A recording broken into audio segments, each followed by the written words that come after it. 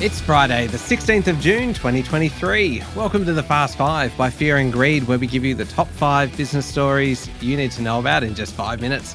I'm Michael Thompson, and good morning, Sean Aylmer. Good morning, Michael. Sean, 5 stories in 5 minutes. Let's jump into it. Story number 1 is a big one. The strongest jobs growth in almost a year has pushed the unemployment rate lower. That sounds good, but it's increased the likelihood of more rate rises in coming months. Employment rose by 75,900 in May, way higher than expected, demonstrating that the labour market remains strong. There are now more than 1 million more people employed compared to pre-pandemic. Full-time jobs were up 62,000, part-time roles up 14,000. Jobs growth has now averaged about 0.3% each month over the past 3 months. Not as high as it was, but still pretty good, and the unemployment rate's down to 3.6%. The participation rate, the number of people looking for jobs, is at a new record. Pretty incredible. Now, the labour force figures are lagging indicators, backward-looking. The forward indicators suggest that the market is coming off just a bit. Fewer job ads, business hiring intentions are lower.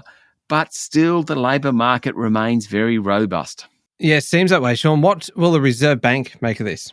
Well, they'll be worried about wages growth. Low unemployment tends to push up wages, and there's already plenty of pressure in that department, given the recent Fair Work Commission decision on award wages.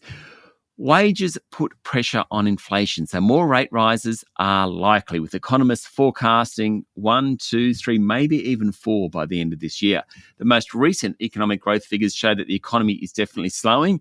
More rate rises could push the economy into a recession. Mind you, while people have jobs, that seems less likely.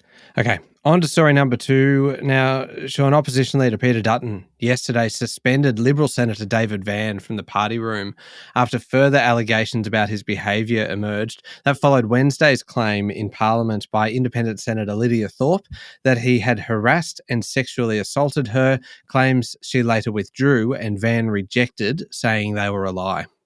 Dutton yesterday afternoon said there had been further allegations about Senator Van, and Dutton had advised him of his decision that he should no longer sit in the Liberal Party room. Senator Van has strenuously denied Senator Thorpe's allegations but agreed to leave the party room to minimise damage to the opposition. Yesterday, Senator Thorpe in the Senate spoke of how she had faced sexual comments and had been inappropriately propositioned in corridors and stairwells of Parliament House in a very emotional speech. She said Senator Van was among a number of men in Parliament who made her feel unsafe in the building. Thorpe said, "I experienced sexual comments and was inappropriately propositioned by powerful men. One man followed me and cornered me in a stairwell. There are different understandings of what amounts to sexual assault, and what I experienced has been being followed, aggressively propositioned, and inappropriately touched." Story number 3 today, Sean. Australia experienced the biggest jump in population ever last year following the end of COVID, and despite a rise in the number of deaths and a drop-off in births. The country's population expanded by almost 500,000 last year, taking the total number of Aussies to 26.27 million, according to the Bureau of Statistics. Migration was a main reason for the rise, with Australia recording a net gain of 387,700 people. About 620,000 people came to Australia, while 233,000 left. High immigration numbers are expected to continue as more students come into the country. The overall population growth was 1.93%, the highest since 2008. The actual number, 497,756, was the highest ever. There was also a surge in deaths last year, up from 165,000 pre-COVID to 191,000 last year. The ABS put that down to COVID-related illnesses. The number of births dropped, though. They were down 14,500 to about 301,000 compared to a year earlier. So hang on, the overall population growth was up by 497,756. Well, just 2,500 people shy of 500,000. Mm-hmm. Surely we could have found 2,500 people somewhere. God, it would have made it so much neater, wouldn't it? Maybe. Okay. Sean, story number 4. I know this is a particular passion for you. It's wine. Australian Vintage, the maker of top-selling wine McGuigan, has warned its annual profit is set to almost halve as it faces a big jump in costs that it hasn't been able to pass on to customers. Yesterday, Australian Vintage said lower vintage and throughput, caused partly by poor weather conditions, will force write-offs at its wineries. Corporate debt remains high. It means that Australian Vintage will suspend future dividend payments. Now, it's the latest in a bunch of companies to talk about the tough times out there. Treasury Wines, maker of Penfolds, Wolf Blass and Lindemans, issued a profit warning off the back of slower sales and weaker consumer sentiment.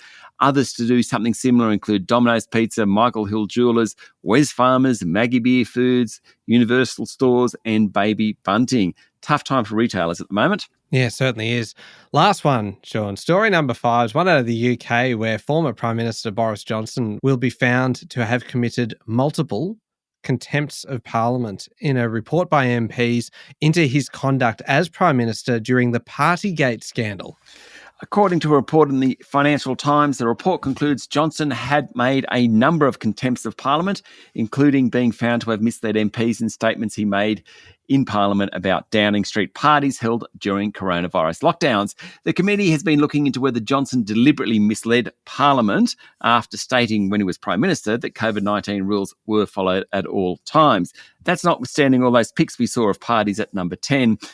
Johnson announced on Friday he was immediately stepping down as a Conservative MP. He accused the cross-party committee of behaving like a kangaroo court engaged in a political hit job against him. While the committee has powers to recommend sanctions against MPs, including suspension from Commons, that could lead to a by-election, Johnson's decision to quit obviously preempts any such outcome. All right, there we go. The top 5 business stories in 5 minutes. Thank you, Sean. Thank you, Michael. It's Friday, the 16th of June, 2023. Remember to hit follow on the podcast. If 5 minutes isn't quite enough for you, you can find our longer daily show called Fear and Greed wherever you listen to podcasts.